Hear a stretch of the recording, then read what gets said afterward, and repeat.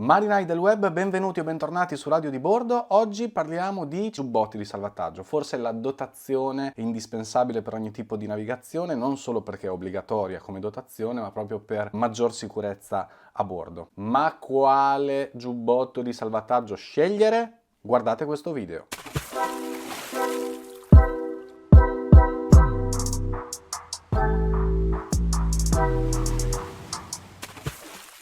Partiamo subito quindi con questo nuovo video. Io sono Matteo e oggi, come abbiamo detto, parliamo di cinture di salvataggio, o meglio i giubbotti di salvataggio. Esistono due grandi famiglie di giubbotti: i classici giubbotti in schiuma espansa a galleggiamento permanente e le cinture di salvataggio gonfiabili. Partiamo dai primi giubbotti, ovvero quelli a schiuma espansa, a galleggiamento permanente.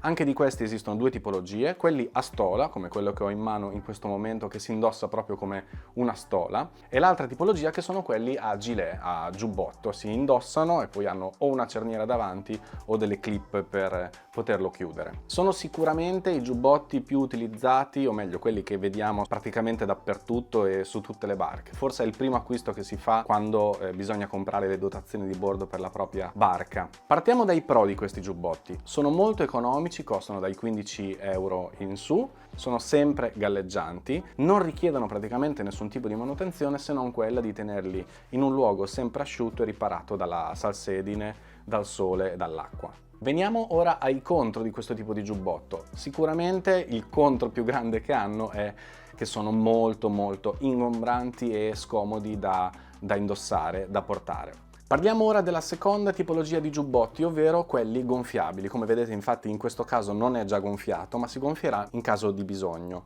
Ci sono anche qui due tipologie di giubbotti: quelli ad azionamento manuale, tirando questa piccola maniglia rossa, il gas contenuto all'interno della bombola CO2 attraverso una valvola va a gonfiare tutto il salvagente nel giro di pochi secondi. La seconda tipologia di giubbotti sono quelli ad azionamento automatico, ovvero hanno una piccola, vediamo se riesco ad aprirlo e farvelo vedere.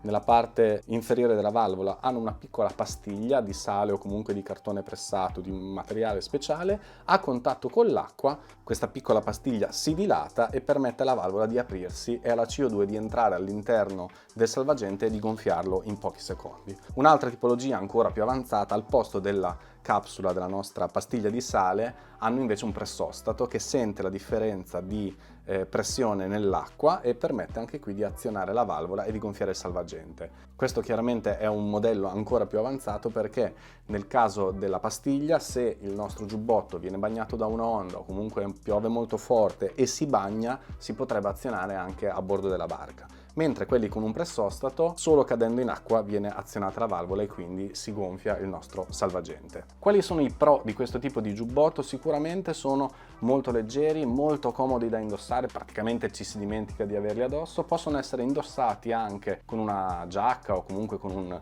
vestiario ingombrante. Anche questi hanno magari dei piccoli contro. Il primo contro è sicuramente che sono più costosi dei classici giubbotti a schiuma. Partiamo dai 55-60 euro in su.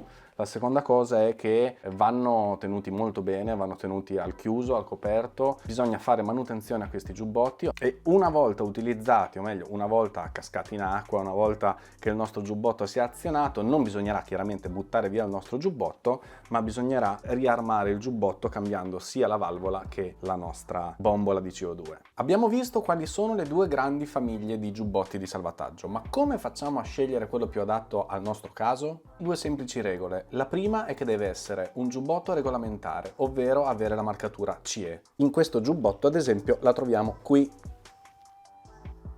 In questo giubbotto lo troviamo invece nel suo foglio. Non riesco a mettere a fuoco.